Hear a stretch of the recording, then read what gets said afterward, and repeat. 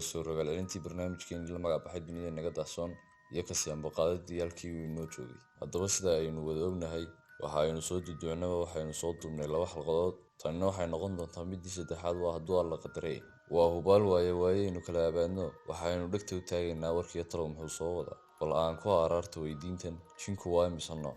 Warcelinta ama jawaabta weydiintani waa midda uu ku saabsan yahay muuqaalkeena maanta. Bal aynu wada eegno maxay ka yiraahdeen culimadeena weydiinta. inta aynaan gudagelin barnaamijka ha ilaawin inaad channelka subscribe iyo like saarto.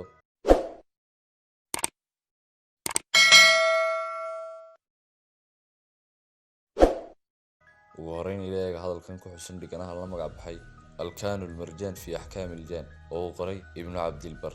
hadalkuna waxa uu oranayaa jinka kiisa waxa loo yaqaanaa shaydaan, kiisa awooda badanna waxa loo yaqaanaa ifriid. bal kuwana ila fiirifaan oo farikama qodne adiga faciyay qool isna sidoo kale waa nooc ka mid ah noocyada jinka. waxa la arkaa inta badan habeenkii, waliba waxa uu soo weeraraa dadka musaafiriinta ah oo inta uu dhageystay magacyadooda ayuu u yeedhaa, oo marka uu dadka magacooda ugu yeedho waa ay iska daba galaan oo raacaan. rasuulkeena naxariis iyo nabadgelyo korkiisa ahaatee markii la weydiiyey qoolaanta ama jinka noociisan waxa uu yidhi waa jinka kuwada saaxiriinta ah.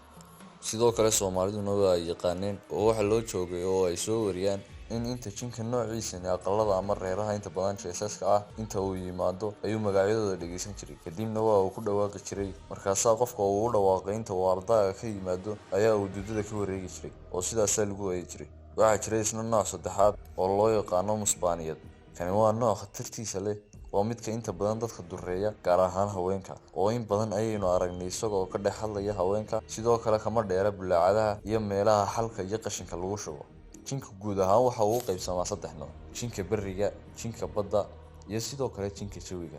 midka ugu khatarsan kuwa dega bariga ama dhulka waa midka loo yaqaano musbaaniyad ee aynu hore u soo tilmaamay. jinka badda ku noolna waxa ugu caansan midka loo yaqaano dilaab. waxa uu qallibaa doonyaha iyo maraakiibta u dhawaatay meelaha uu ka degan yahay badda. jinka sida aynu xalqadeennii hore ugu soo sheegnay waa la inaga indhasaabay inaga, laakiin isagu waa ina arkaa. sidoo kale waxa jira noole aanu isagu arag laakiin isagu ark, noolahaas oo ah waraabaha. haddaba waxa la yaabaa in waraabuhu jinka uu cuno oo dhalaalkana uu ka laayo, midba midka si yaab badan. waxa yadna la yaab noqotay in jinku uu leeyahay nooc loo yaqaano jindurwa, waana nooc isna jinka ka mid ah oo waxa uu shaqeeyaa nimanka saaxiriinta ah. waxaynu maqalnaa in badan qof la yiraahdo waa waraabo la hadal. waraabo uu la hadlaa haba yaraatee ma jiro, laakiin jin waraabo iska dhigay ayaa uu la hadlaa oo waa wada shaqaynaya is afgarasho iyaga si gaar ah uga dhaxaysa. waxa sidan oranaya Aaba Axmed Cabdilaahi Cilmi, waa 96 jir nolosha wax badan u soo taagnaa oo waaya arag ah. waxaan ka soo warinayaa dhacdo uu iga sheekeeyay waqti aan sidaa u fogeyn. waxa uu yidhi waxaan ahaa nin hadduun gaashaan qaad noqday. waxaan aniga iyo wiil kale oo aanu saaxiib ahayn goor gobolku sii dhacayo aan ku soo beegmanay reer yaalay meel u dhoweyd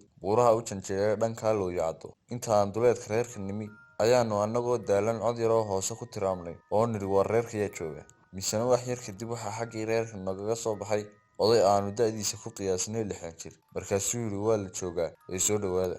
inta uuna soo dhaweeyey oo salli durba noo fidsay ayuu noo keenay caano, oo inta uu ardaygii martida dabka oogay ayuu neef noo qalay. sidii dadka caadada u ahayd waxa uu bilaabay haybraacayagii. isagoo noo sheekeynaya ayaa islaantiisii noo timi iyadoo xeedho noo wada kuna leh odaygeedii eedda martida waa gurdheriga hilibka waa uu bislaaday. isagoo hilibkii dherigii ka guraya waxna ku hadhsan yahay ayuu ciyey waraabe ama dhurwaa. markaasuu odaygii qayliyey oo yidhi nahiilo soo carara tusbaxaygii haybe. durba wiil uu dhalay ayaa tusbixii u keenay. inta uu indhaa isku qabqabtay oo xoogaa gurdamay ayuu yidhi ma garanaysaan waxa uu leeyahay waraabahaasi? argagax iyo ama